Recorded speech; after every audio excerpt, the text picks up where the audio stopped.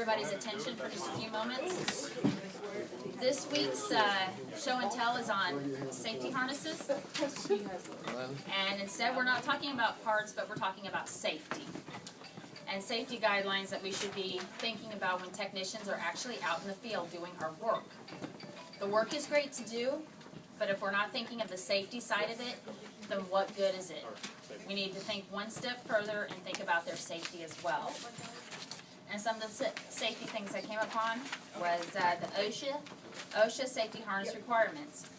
Safety harnesses are part of the Occupational Safety and Health Administration, also called OSHA, fall protection program. The construction industry alone sees between 150 to 200 fatalities and more than 100,000 injuries per year due to falls at construction sites. Construction sites not only meaning that alone, but wherever maintenance is being provided. OSHA has recognized this problem and has created standards that will better protect our workers from falling hazards. There are fines and penalties if we're caught using a scissor lift or a bucket truck without using the appropriate harnesses to keep them protected. The function of the body harness.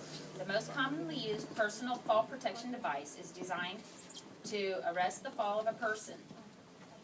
They are rigged to prevent a worker from free falling a distance further than 6 feet above the ground. So anything above 6 feet, they should be wearing one of these. OSHA's fall protection requirements. I say OSHA a lot because OSHA can fine us big time and stop us from any work that we do out there. A personal fall arrest system safety harness is required by OSHA whenever the employee is 6 feet above the ground, is not protected by a guardrail or safety net. During the assembly or removal of scaffolding with incomplete handrail systems are more than 10 feet above the ground, and when using any aerial equipment that raises the employee higher than 6 feet. So obviously, scissor lift, bucket truck that we have, Maintenance bucket truck. Anytime a technician is going higher than 6 feet in the bucket truck, they should be wearing one of these. They're very easy to assemble. Should take only about 5 minutes. Goes over their clothes, secures straight across their chest. It latches around the leg on both, and when they sit, it gives them the ability to be able to stand there and do whatever they're doing. So they are being held. Then you have this piece as well that attaches to the back, right here on the clip, and then to the machine behind us. This, if used and prevents them from falling, we have to go through also making sure that this is standardized, that this is also still able to be used. If it keeps a person from falling, then 10 to 1, no, we cannot use this again. We need to purchase a new one. So anytime we have technicians out there that are going to be up high, that are going to be walking across beams, they need to be wearing something that's safe to keep them from falling. You know, we can't trust the beams. The beams could be cracked. You know, if we have a technician up there high in the sky, they're in the bucket, that arm fails, that technician could come down the ground just like this. If they don't have this on, this could help keep them from dying. It could save their life. This is very much a huge piece when it comes to our bucket trucks. Insurance, liability issue, you know, so many things. We need to take and look at this a step further outside the box. We have our technicians for a reason, because they're good at what they do. So we need to think about it safety-wise. What is there that we need to be doing?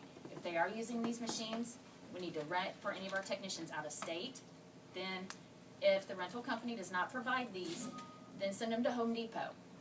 Home Depot sells them. If they're having trouble finding someplace that sells the harnesses, call me. I'm safety.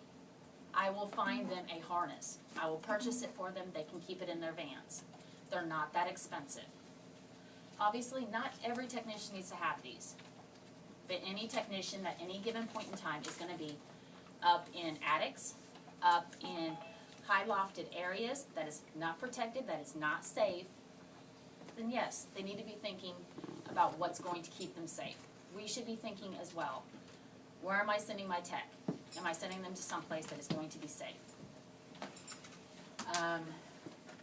We always want to keep first things first. Safety is always number one when doing any project, any maintenance, anything, anywhere. Without safety, we have nothing. Any questions? Shawnee, do they have one size fits all? One size fits most. There are some that do come in extra large that I have found and that can be purchased. As you can tell, these things can be lengthened.